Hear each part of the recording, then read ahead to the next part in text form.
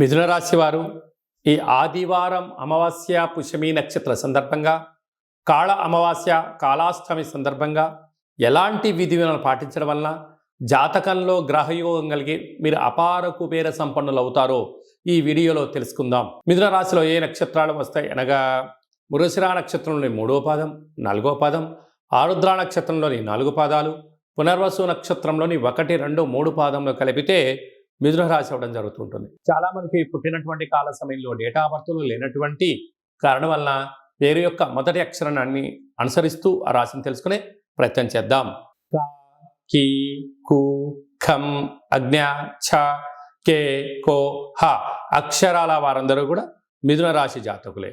మిథున రాశి యొక్క అధిపతి బుధుడు. అలాగనే వీరికి ధనావాకు కుటుంబ స్థానంలో రవి సంచారం చేయడం వలన ఆ రవి భగవానుడు కర్కాటక రాశిలో జలరాశిలో ఉండడం వలన వీరికి పట్టిందల్లా బంగారం అవడం, గళగల పారుతున్న గోదావరి నదిలాగా మీరు చేస్తున్న కష్టానికి శ్రమకు తగిన ఫలితము ధనం రాబోతుంది. కనుక దీపం ఉండగాన ఇల్లు చక్కబెట్టుకోవాలని పెద్దవాళ్ళు ఎలా చెప్తుంటారో సమయం, ధనం, ఆరోగ్యాన్ని కాపాడుకునే ప్రయత్నం చేయండి. అంతా విజయము మిథున రాశి వారి సొంతం అని చెప్పి గమనించాలి. తృతీయంలో బుధ శుక్ర సంచార స్థితి తల్లిదండ్రుల నుంచి, అన్నదమ్ముల నుంచి, అక్కాచెల నుంచి మీకు రావాల్సినటువంటి తరతరాల నుంచి వచ్చే ఆస్తి మీ సొంతం కాబోతుందని చెప్పి గమనించాలి. అర్ధాష్టమ కేతు చిన్న చిన్న విషయాలకు ఆందోళన తగదు. రహస్యమైనటువంటి ధనపరమైనటువంటి వ్యాపార కార్యక్రమాలకు కానీ, ఫోన్ లావాదేవీలు కానీ, ఓటీపీలు కానీ ఎంతో భద్రపరచుకోవాలని చెప్పి జ్యోతిర్విజ్ఞానం తెలియచేస్తుంది.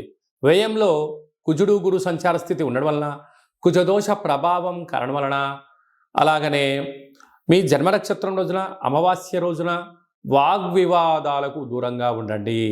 అది ఏ కాకుండా నదీ ప్రయాణాలకు దూరంగా ఉండండి. దూర ప్రయాణాలు చేయొద్దు. వీలైనంత వరకు మౌనం, ధ్యానం, ఆధ్యాత్మికత మంచిది. తెల్ల జిల్లేడు వృక్షం దగ్గర దీపము, తెల్ల జిల్లేడు యొక్క వేరును తీసుకొచ్చి ఇంట్లో పెట్టుకోవడం వలన అద్భుతమైనటువంటి మీతో పాటి రాబోయే తరాల వారందరికీ కూడా యోగం, ఆనంద సిద్ధిని, ఐశ్వర్య సిద్ధిని, అక్షయ సిద్ధిని, ధనపరమైనటువంటి యోగం మీరు అందిస్తారని చెప్పి గమనించాలి.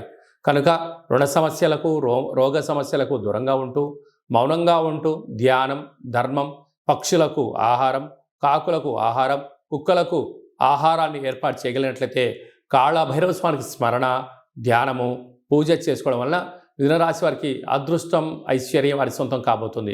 అలాగే స్వయం వృత్తులు, సేవా రంగాలు, హోటల్ వ్యాపారాలు, సాఫ్ట్వేర్ ఉద్యోగస్తులు, హార్డ్వేర్ ఉద్యోగస్తులు, వ్యవసాయ సోదరీమణులకు, రియల్ ఎస్టేట్ రంగంలో ఉండవలసిన వారందరికీ కూడా ఇది చాలా మంచి కాలము అని చెప్పి గమనించాలి.